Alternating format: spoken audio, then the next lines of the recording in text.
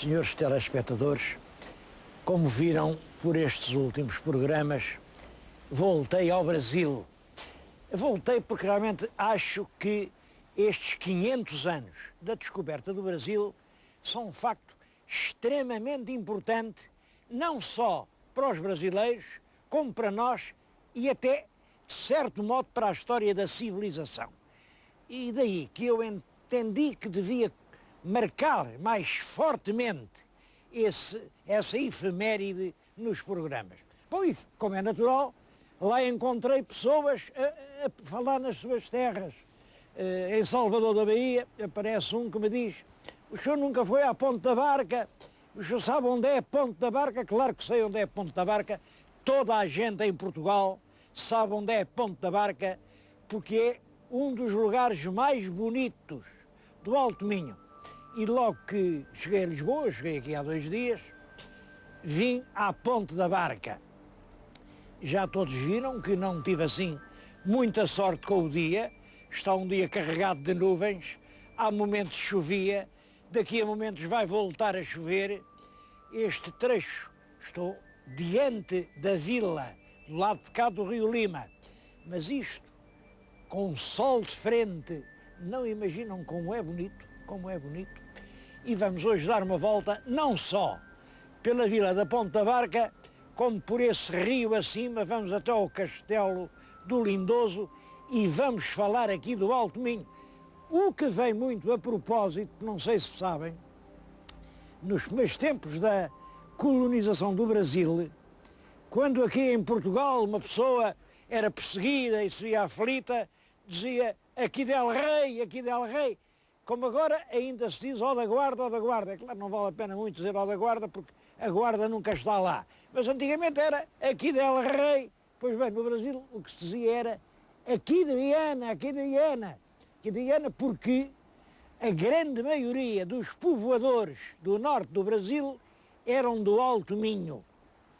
Isso explica-se, por um lado, pelo feitio muito trabalhador, muito empreendedor, muito ousado, muito marinheiro, aqui da gente desta região. Por outro lado, pela densidade da população, que é claro, não ganhava aqui o pão bastante e tinha que ir até ao Brasil. É curioso que aqui mesmo na Ponte da Barca, quando se quer dizer que uma casa é rica, diz-se isto é um Brasil. Quer dizer, a ideia de Brasil ficou associada. Há aqui imensas casas de brasileiros, algumas bem engraçadas.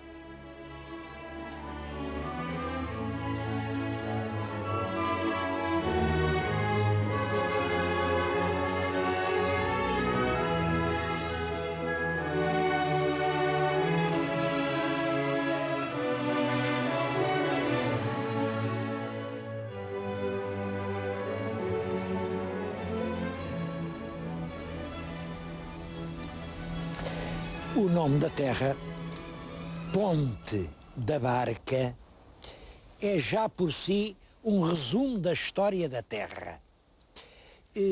Como veem, isto é atravessado pelo Rio Lima e o Rio Lima não tinha pontes. Tinha só, lá embaixo, Ponte Lima. Era a ponte sobre o Rio Lima, portanto chamava-se Ponte do Lima, é natural. As pontes têm o nome do rio, Ponte do Lima. Bom, mas havia estradas que não iam ter lá abaixo a Ponte do Lima. Daqui a Ponte do Lima ainda é mais de um dia de caminho. E, portanto, aqui, para passarem, como não tinham ponte, tinham uma barca. Uma barca grande, uma barca em que embarcavam os peregrinos de Compostela, em que embarcavam os mercadores, os viajantes, os gados, as carroças. Naturalmente havia que esperar aqui pela barca, por isso mesmo este sítio em que eu estou, junto da barca, tem ali um renco de casas que são provavelmente medievais. Eram casinhas onde os viajantes esperavam pacificamente que rompesse o dia, que viesse o barqueiro cobrava lá o seu preço, discutiam. Bom, as casas ainda lá estão e há uma que tem uma história muito engraçada. Era a casa da Maria da Costa. Maria da Costa era uma senhora rica e fidalga daqui, que diz que, eu não sei o número ao certo, mas no Portugal antigo e moderno, diz que ela, entre filhos e netos, tinha 160. E é por isso que toda a gente aqui na Ponta da Barca, acho que aqui toda a gente é Costa, não é? Não sei se é Costa, se é Lopes da Costa, mas ficou essa ideia, que é uma pura ideia, porque não é verdadeira. O coração da terra, eu acho que este era o sítio da Barca. Aliás, o nome era a Barca. Era aqui, isto, agora chamam-lhe Jardim dos Poetas, já veem que é um jardim que não tem uma única flor, mas era realmente o coração. Era aqui que amarrava o barco. Era aqui que os peregrinos que iam para lá esperavam o barco. Era aqui que desembarcavam os que vinham de lá para cá, portanto já de Compostela para as terras do sul. E era aqui a casa mais... Isto é uma tradição. Eu sei que há eruditos que põem isto em dúvida, isso não pode ser verdade. Por exemplo, o padre Avelino Jesus Costa, que era um grande erudito, eu tenho muito respeito pela memória dele, e ele não acredita nisso, mas a verdade é que a tradição é muito antiga. Diz que no século XVI, a única casa com sobrado quer dizer um primeiro andar, portanto, sobre a loja térrea, tinha um pavimento de tábuas, de sobre o sobrado, e aí um primeiro andar. A única casa que havia aqui era aquela que além está, e por isso foi nela que pernoitou o nosso rei Dom Manuel, quando, depois de subir ao trono, fez uma peregrinação a Santiago de Compostela. A gente não sabe porque é que ele fez a peregrinação, sabe que a fez, há vários documentos que provam isso, mas eu estou convencido que ele foi agradecer a Santiago isso que realmente parecia um milagre, ter subido ao trono, apesar de haver tanta gente à frente dele na ordem da sucessão. Subiu ao trono e ainda bem que subiu, porque ele foi um grande rei. Foi o rei da concórdia, foi o rei de todos os portugueses, foi o rei que acabou com as perseguições, estes são nossos, aqueles não são nossos. Foi o rei que, foi o rei que acabou com a monarquia reservada aos aderentes. Era uma monarquia para todos. Aquele rei Dom Manuel I pode-se gabar disso. Conseguiu um espaço nacional em que todos tinham lugar. Bom, passou aqui, ficou naquela casa e até dizem que por memória disso puseram lá uma pedra que de um lado tinha o retrato do rei, do outro lado o retrato da rainha. Não sei se é verdade, ninguém mais o saberá, porque aqui há poucos anos passou ali um caminhão muito alto, muito forte, deu uma pancada na pedra e, olhem, arrancou a face do rei e arrancou a face da rainha. Este Jardim dos Poetas chama-se o Jardim dos Poetas por uma razão. É consagrado a dois poetas nascidos, sem dúvida nenhuma, aqui na Ponta Barca. A família deles era Pimenta, eles eram Pimentas. Ainda hoje a família Pimenta é muito importante aqui na região. Eram dois irmãos, de uma família muito numerosa, e ambos têm o lugar de relevo na história literária de Portugal. Um como poeta lírico, é o Diogo Bernardes, e outro como poeta religioso, é o Frei Agostinho da Cruz, que realmente, antes de ser frade, se chamava Agostinho Pimenta. Há ali um pequeno monumento à memória deles e é lá que eu lhes vou falar sobre eles.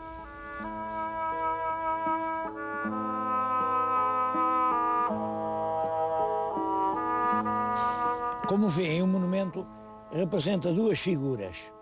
A que está em primeiro plano e que tem aquele cordão, enfim, da ordem franciscana, é o Frei Agostinho da Cruz. O que está em segundo plano é o Diogo Bernardes. Diogo Bernardes é o grande poeta do Rio Lima. Um dos livros dele chama-se exatamente O Lima. Outro chama-se As Flores do Lima. As referências ao Rio Lima, que passa aqui, são constantes na sua obra. Aliás, pode-se dizer que o grande tema do poeta Diogo Bernardes é o rio Lima. E isso, hoje, não deixa de me impressionar. Então, um homem que vive na segunda metade do século XVI, uma época percorrida por tantas tensões, tantos dramas, tantas contradições ideológicas, a coisa mais bonita que tenho para falar são aqui as águas serenas do rio Lima, as águas que vão para o mar, parece que com saudades de ficar. Há uma explicação para isso.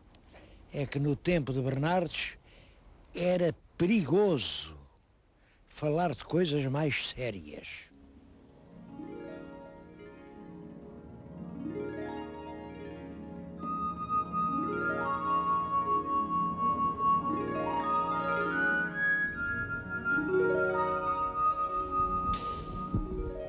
Mas este encanto do poeta pelo rio pode ter realmente outras explicações. É que o rio Lima é um rio único em Portugal. É um rio com um encanto misterioso. O próprio nome Lima tem mistério. Lima vem do latim e quer dizer limite. Em latim, limite dizia-se limes. É daí vem a palavra limiar, a palavra limítrofe. Era um limite, eu não sei entre quê e quê, mas era o limite. E essa ideia de que aqui era um limite onde qualquer coisa acabava e outro mundo começava, eu acho que aqui neste sítio onde estou percebe-se bem. Reparem, uma toalha d'água, para além uma mata impenetrável, e isso fez nascer muitas lendas, muitas lendas. Este sítio em que agora me encontro, a Câmara chamou-lhe a Praia Fluvial. Bom, o nome que ele tem destes séculos é a Ribeira Lima. A Ribeira Lima quer dizer as margens do Lima. São dos lugares mais famosos, mais poéticos que existe em todo o nosso país.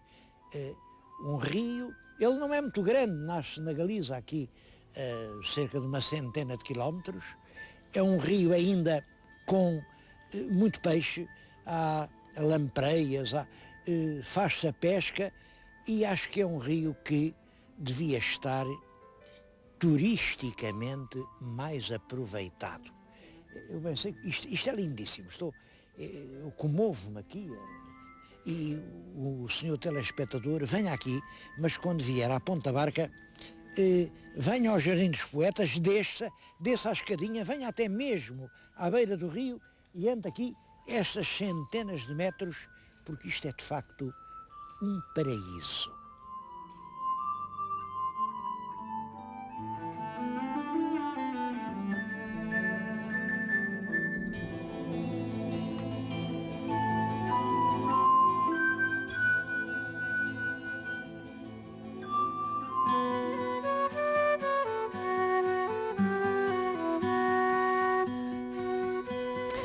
Mas a Ponte da Barca não tem só paisagens, tem uma imprevista riqueza monumental.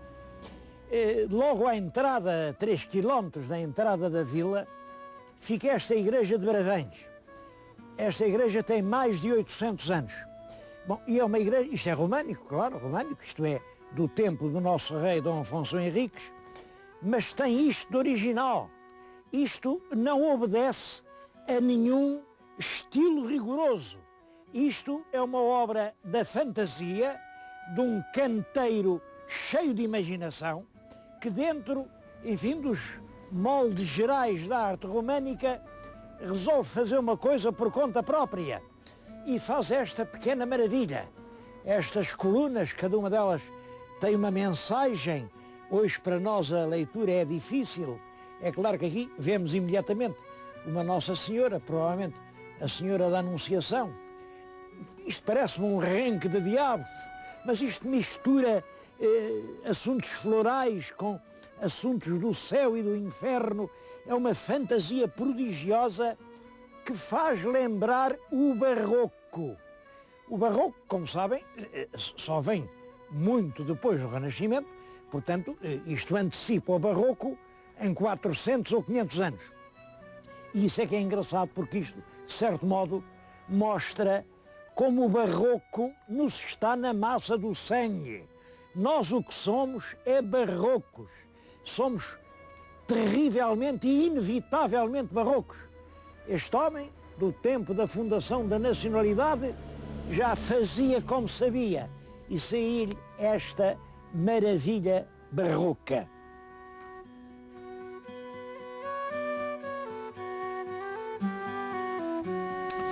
Bravange não é o único monumento românico da região. Há muitos outros. Aqui perto, por exemplo, o convento de São Martinho do Crasto, que era de Cónegos Regrantes e que é do século XII, é também dos princípios da nacionalidade, ou de Santa Maria de Moía, também de Cónegos Regrantes. Bom, estes conventos aqui no Alto Minho tiveram uma grande importância porque são eles que fazem a educação do povo e que estabelecem esses cultos que hoje dão romarias durante todo o ano. Entre junho e setembro há aqui cerca de 200 romarias.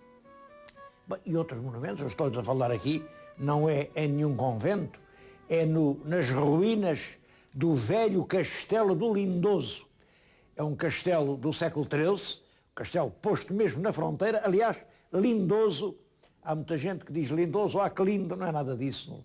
Lindoso vem de linde, linde, e linde é uma palavra portuguesa que quer dizer limite, limite. Aliás, vem do latim limes, limes, que deu limite e deu linde em português. Como este castelo é que marcava o ponto onde começava o reino de Portugal, era o castelo que demarcava o castelo Linde, castelo lindoso. Quero dizer que é um belo exemplo de aproveitamento de um espaço medieval. Há por aí tanto castelo a apodrecer sem nada lá dentro, eu às vezes entro lá e fico cheio de tristeza. Este foi exemplarmente aproveitado. É realmente um lugar onde guardam antiguidades, isto, uma pedra romana, portanto, um período anterior ao castelo, tem exposições, tem lá dentro uma sala de armas, porque o castelo teve funções militares. Das guerras da Restauração, houve aqui realmente correu aqui muito sangue, enfim, tem realmente muitas páginas de história. E tudo isso é recordado neste castelo.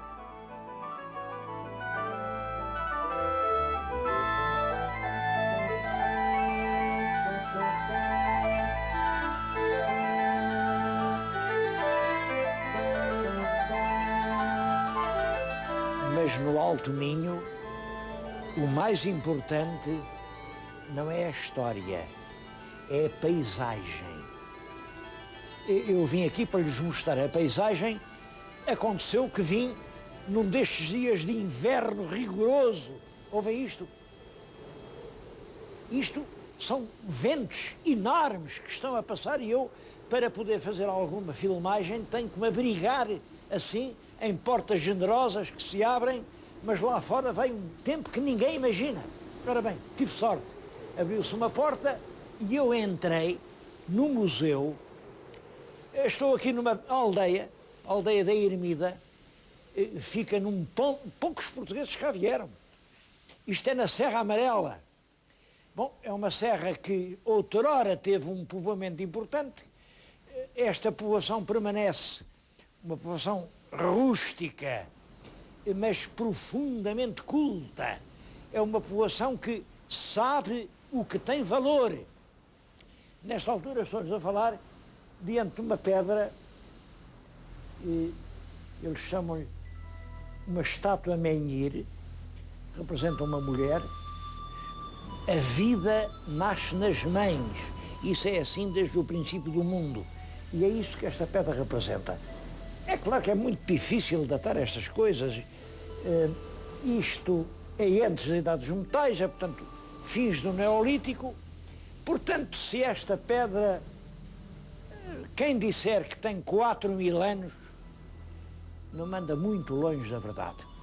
O que é espantoso é que esta pedra foi encontrada aqui, numa aldeia. Está ali uma fotografia muito engraçada. Os moradores da aldeia carregaram a pedra num carro, trouxeram-na para aqui e aqui a guardam como um tesouro. Têm toda a razão, porque realmente uma mãe com 4.000 anos é uma coisa que deve ser única no mundo.